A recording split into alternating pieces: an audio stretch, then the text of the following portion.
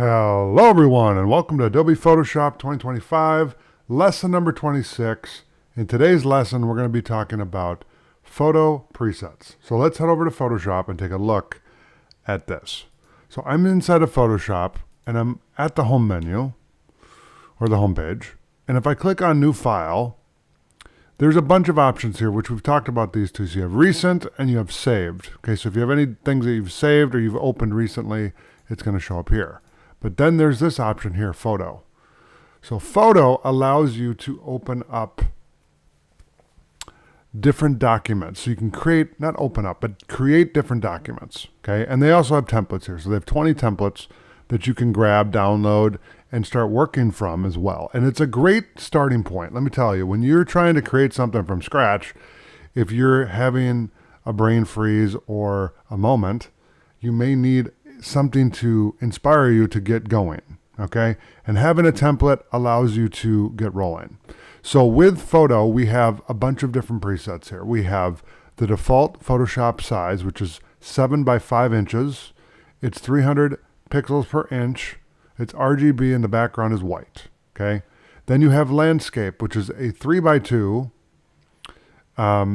document.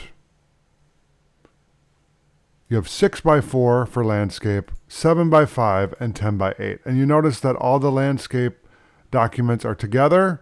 And then we have portraits. So we have a 2 by 3 inch portrait, 4 by 6, 5 by 7, and 8 by 10. Okay, so all of those are connected together.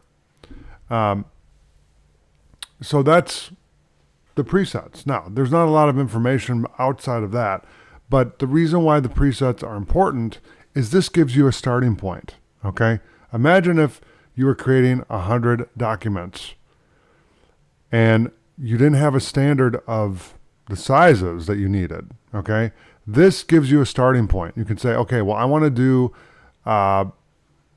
let's do, for an example, let's do like a poster. Okay, so I want to have different sizes for this poster. So if I have a 10 by 8 inch poster, a 7 by 5, a 6 by 4, and a 3 by 2, I have 4 different options to create that poster. I can create the graphics, get everything working, and then basically deliver it to all these different sizes quickly. So I can get work done quickly by having a preset. If I didn't have this preset, I could just go in here and type it out, and then I have to do it every single time. But by having it here, you have it there. Now you could save the file and then just copy the file and do it that way as well. There's a lot of different ways to do it, but the point is that this gives you a starting point. And the 7 by 5 inch default document, that's just what they've always had. So if I open this up, let's just take a look at this real quick. You can see that this is like the default canvas for Photoshop. And it's been that way since I started using it in 2000, okay? They've always had these presets, not all of them, but they've always had the photo preset, okay? And maybe not all of these, I'm pretty sure they had all of these, but they've added it over time, but they haven't overdone it, okay? The other thing you can do is you can create artboards. So if you create artboards, let's say that you have multiple posters that you want to create or multiple banners you want to create for your website, right? And they're 3 by 2. Bad example, but the point is, let's say you have multiple photos that you want to put on the canvas here and print off. I can create a 7 by 5, okay? And then I have an artboard. So now I can go in here and I can create a new artboard, okay? And another artboard. Not a layer, sorry. Let me just do one more. Okay, and what this does is, this allows you to put all those projects in one document. Instead of having 3 documents, you have one, and you can work on them simultaneously. Now, I wouldn't recommend putting a lot of high resolution things in here if you don't have the processing power for it, but it depends on your hardware. So make sure you have a fast computer if you're going to be putting a lot of high res images in here beyond, I would say 5, But this gives you a way to quickly edit things in one document. If you want to keep everything together, this is a great way to do it. I recommend keeping them separate if they're going to have a lot of editing and a lot of effects and a lot of things like that, because it will bog down your computer.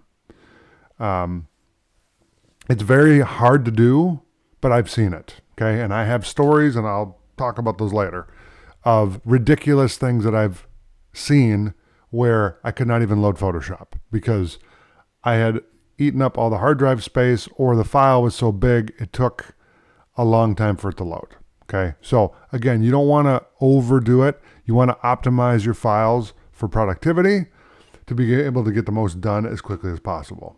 Okay. So that is the photo presets. Okay. And remember, there are, how many are there here? Let's see, we got 9. Okay, it's telling me here, blank document presets. So we have 9 right here. Okay. So that's the photo presets. So thanks for watching. Take care, and I'll see you in the next lesson. Thanks for watching Techemy here on YouTube. Be sure to subscribe to the channel and hit the notification bell so you get an update anytime we upload new content. And also check out the video here for the latest from Adobe Photoshop 2025. Thanks for watching. Have a great day.